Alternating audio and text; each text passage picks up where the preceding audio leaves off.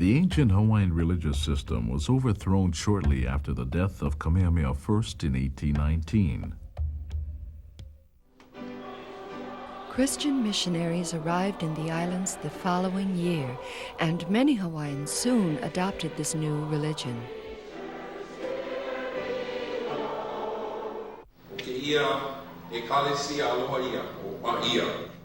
Today, members of the Paia Hawaiian Protestant Church celebrate the 110th year of their church in true Hawaiian style.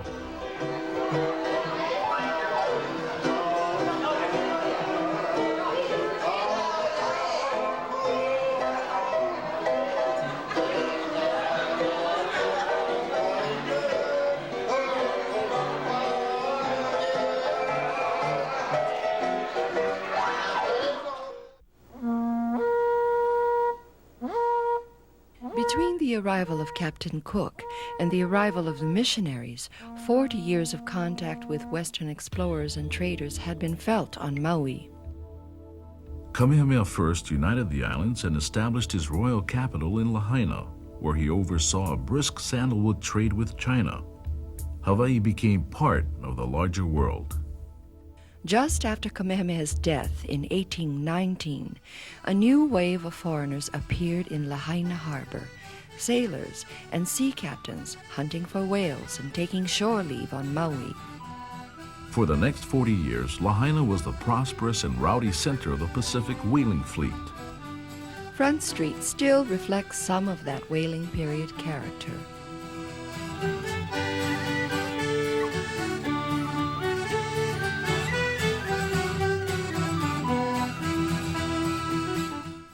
The first Protestant missionaries arrived on Maui in 1823, bringing Christianity and the printing press.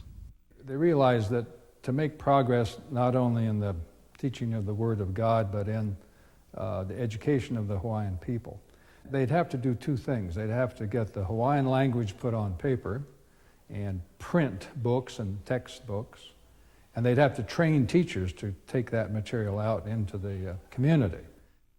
To do this, they established Lahaina Luna School and Halepa'i in 1831, the first school and one of the first print shops west of the Rocky Mountains. While the missionaries started the process, it was the Hawaiian students themselves who actually used this press to print their books, who actually set the type and who took sheets of copper and did engravings and illustrations for those books.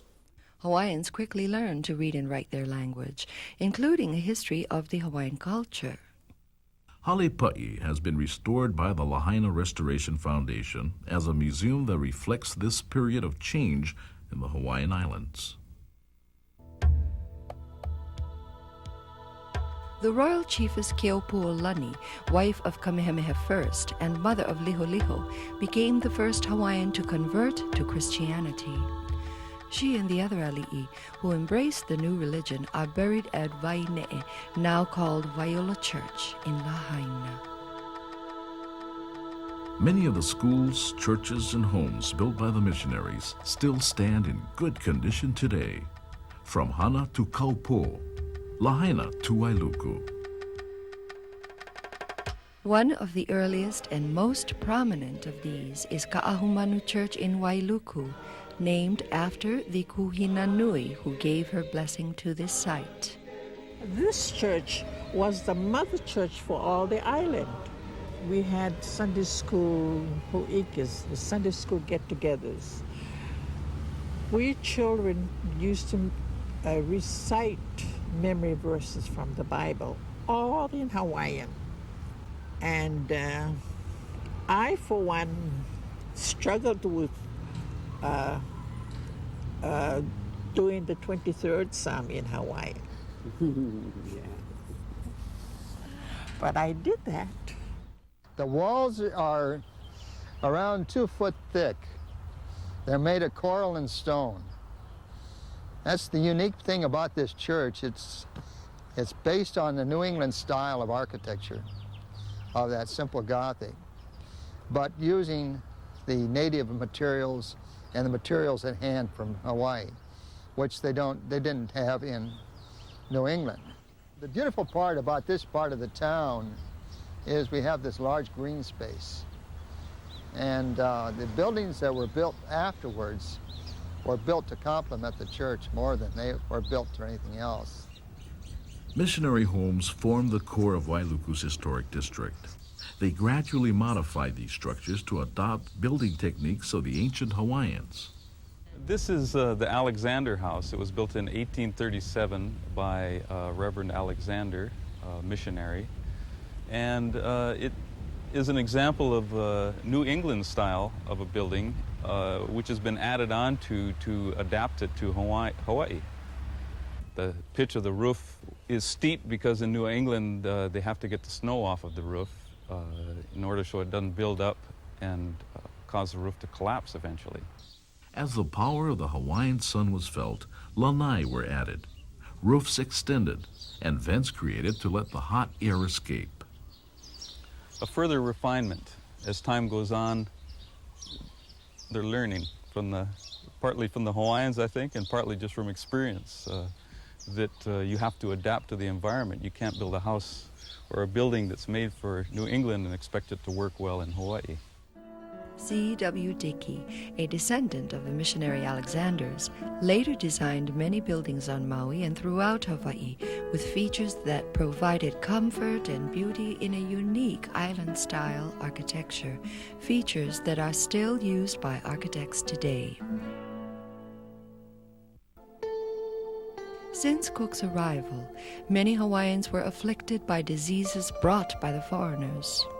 The Hawaiian population was greatly reduced, and there were fewer people to plant, fish, and maintain the magnificent works of the Poikahiko. In the 1850s, whaling began to decline. Businessmen looked for a new industry and found it in sugar. The sugar industry, as you know, was the major industry in Hawaii for approximately a century. Many workers came from around the world. They were recruited and brought here to work in the industry. And this is the reason why we have the multi-ethnic, multicultural society that we have here in Hawaii today. In Pu'unene, a plantation supervisor's home was restored in 1984 and is now a sugar museum, telling the story of the men and women who brought this industry to life on Maui. Most of the Chinese, Japanese, Portuguese, and Puerto Rican plantation workers stayed in Hawaii and built structures that reflected the cultures of their homelands.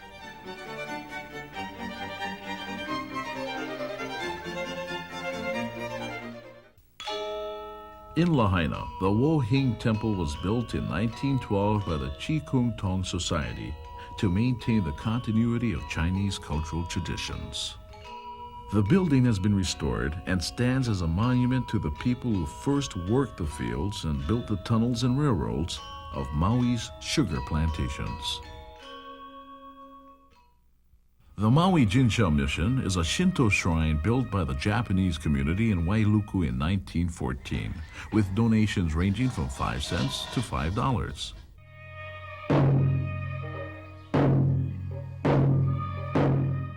This temple, like all other Japanese shrines, was ordered closed during World War II. Afterwards, it was forced to relocate. So we thought it's better to move from over there. So it take about 1 year to, they have to tear down all the church over here, piece by piece. Take all the nail out from one by one. The congregation reconstructed the temple in Paukukalo, where traditions continue with new generations. This is a good church for 70. This church has been here for 78 years already. They all want to keep the old church. Yeah.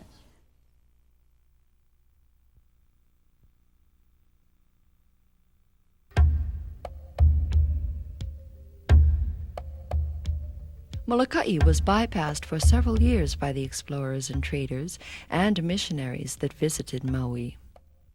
In 1832, Molokai's first Protestant church was built at Kalua'aha, near a thriving fish pond. The church was used for over 100 years until the 1940s. Recent attempts at restoration are now giving way to the forces of nature. The sugar industry didn't develop here, but R.W. Meyer, a German immigrant connected with the ranch lands, operated a small mill in Kauai for a few years. It has recently been restored as a museum through the initiative of Molokai residents. When we first saw it was in 1970, and it was completely overgrown with trees and brush, and the roof had fallen in totally on the smaller engine shed. It was just in a state of dilapidation. When we found it, all the machinery was intact, and it took so little to get it back in operating condition because we shipped off each piece to a different sugar company in Hawaii, and they, pro bono, free, gratis, restored all the pieces, each piece individually, and shipped them back to us. That's a boiler there, and this is the steam engine. And we start out with the boiler. We're putting wood in down there. We fire it up. The steam goes through these pipes, comes down through and into the steam engine. And we're not running it right now, but I'll show you how it runs.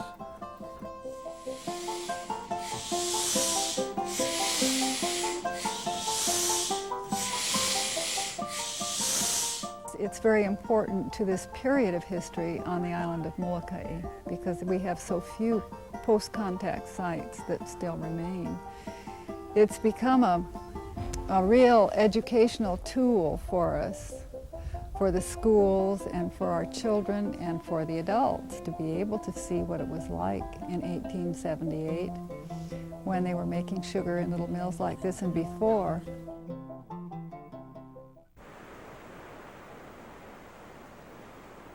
In 1864, many people contracted a disease called leprosy and were forced to leave their homes and families to live in isolation on Molokai's Kalaupapa Peninsula.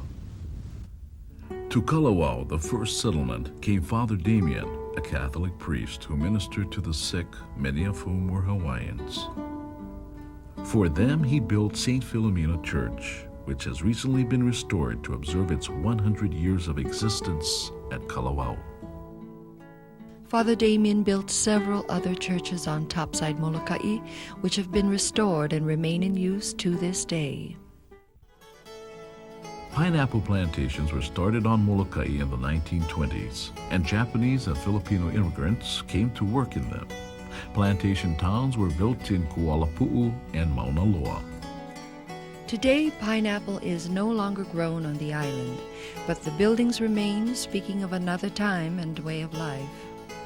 Art galleries, gift shops, and restaurants now make creative use of former plantation cafeterias, hospitals, and offices.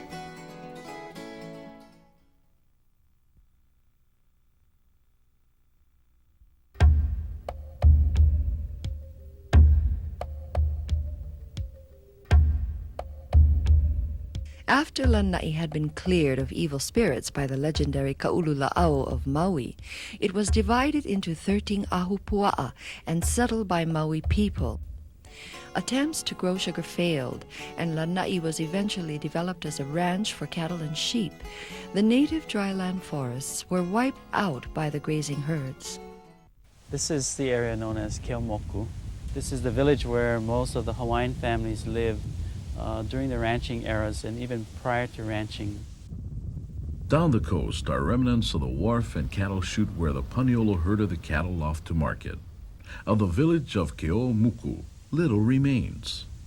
You're looking here at one of the older structures that still remains. It's a Hawaiian Congregational Church that was given the name of Kalanakila o Kamala Malama, built in 1903 by Alika George.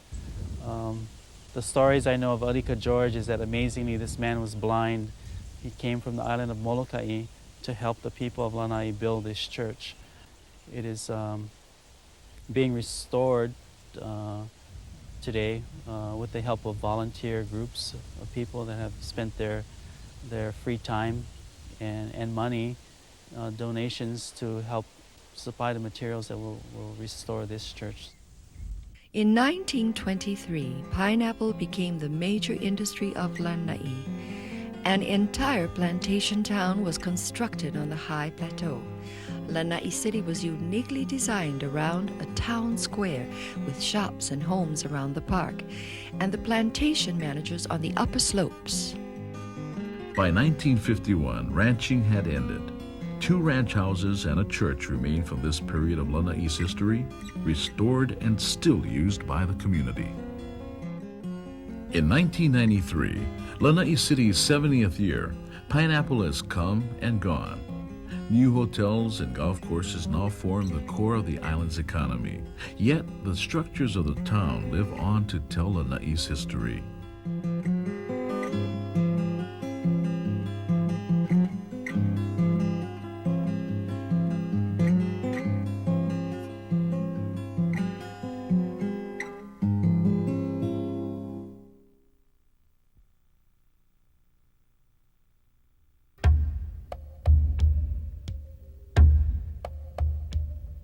Kahoolawe's bays and beaches, hills and rocks bear witness to centuries of erosion and destruction. Years of use as a bombing target by the military have come to an end due to many people over the years who have advocated protecting and preserving this island and its precious natural resources for the people of Hawaii. I believe as the future stewards or users, whoever that individuals or body will be, we need to look at Kahoolawe and say, this is an island that should be set aside, not only to be used for, but I believe to be a part of a heritage thing. As we use this place as a cultural sanctuary, we need to really walk through the meaning of cultural sanctuary. We can't mess up this time. We can't make mistakes. We have to really define the word cultural sanctuary. And cultural sanctuary to me, when you go to that island, or even before you go to the island, you set yourself clear from problems. I think that's the key. Kahoolawe has a rich archaeological and cultural environment protected by the state and national registers of historic places.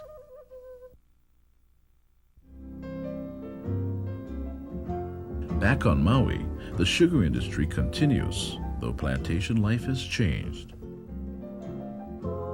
A short distance from Lahaina's Pioneer Mill stands Puamana, former home of plantation managers, now a hotel and condominium complex.